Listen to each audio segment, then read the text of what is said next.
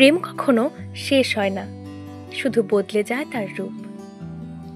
একটি চিঠি, একটি শেষ লাইন, আর কিছু না বলা অনুভূতির গল্প নিয়ে হাজির হয়েছি আমরা প্রেমের প্রহরে।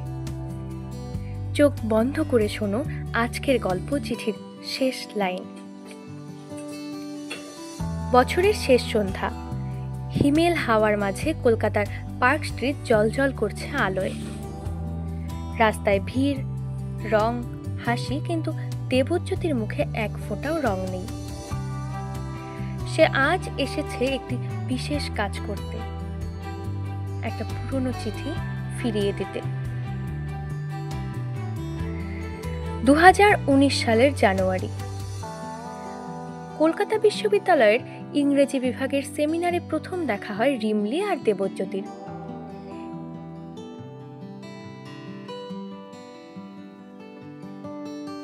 প্রাণবন্ত হাসি খুশি আর বইয়ের পাতায় প্রেম খোঁজে। আর দেবজ্যোতি শান্ত, গম্ভীর আর বাস্তববাদী। তাদের মাঝে বন্ধুত্ব হয় সহজেই। ক্লাসের পর ক্যাফেটেরিয়া, রবীন্দ্র সদনের নাটক দেখা, বইমেলার আড্ডা, ধীরে ধীরে একে অপরের জীবন জড়িয়ে যেতে থাকে। কিন্তু একদিন রিমলি হঠাৎই দেবজ্যোতির হাতে একটা চিঠি ধরিয়ে দেয়। এটা পড়ে নিও একা থাকলে। চিঠিটা ছিল এক ভালোবাসার স্বীকারোক্তি। শব্দে শব্দে ভালোবাসা, ভয় আর স্বপ্নের মিশেল। শেষ লাইনে লেখা ছিল, তুমি যদি কখনো ফিরে থাকাও, আমি এখানেই থাকবো, সেই পুরনো বেঞ্চে। কিন্তু দেবজ্যোতি মুখে কিছু বলেনি। সে চিঠিটা পড়ে মুখ বুজে রেখে দেয় ডায়েরির ভিতর। সে ভয় পায়। প্রেম মানে বন্ধন, দায়িত্ব এবং হয়তো দুর্বলতা।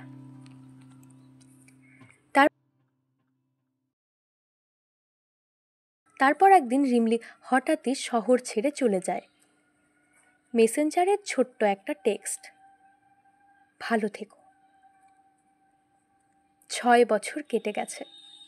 দেবজ্যোতি এখন একজন সফল সাংবাদিক, কিন্তু তার ড্রয়ারের ভেতর চুপ করে থাকা চিঠিটা তার অনেক রাতে ঘুম ভাঙিয়ে দেয়। আজ বছরের শেষ দিনে সে ঠিক করেছে সে চিঠিটা রিমলির কাছে ফিরিয়ে দিবে। সে গিয়ে পৌঁছায় সেই পুরনো ঠিকানায়, রিমলির মামা বাড়ি।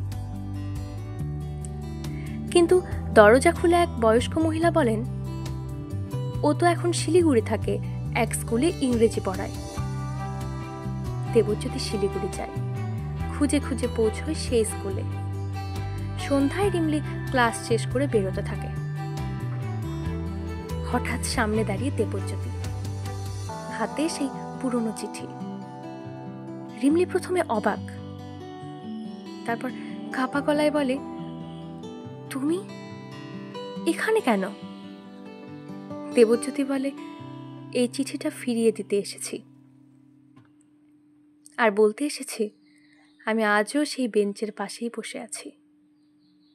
তুমি ফিরবে কিনা জানি না, কিন্তু আমার উত্তর আজ তৈরি। রিমলির চোখে জল, ঠোঁটে এক কম্পমান হাসি। সে আস্তে করে বলে,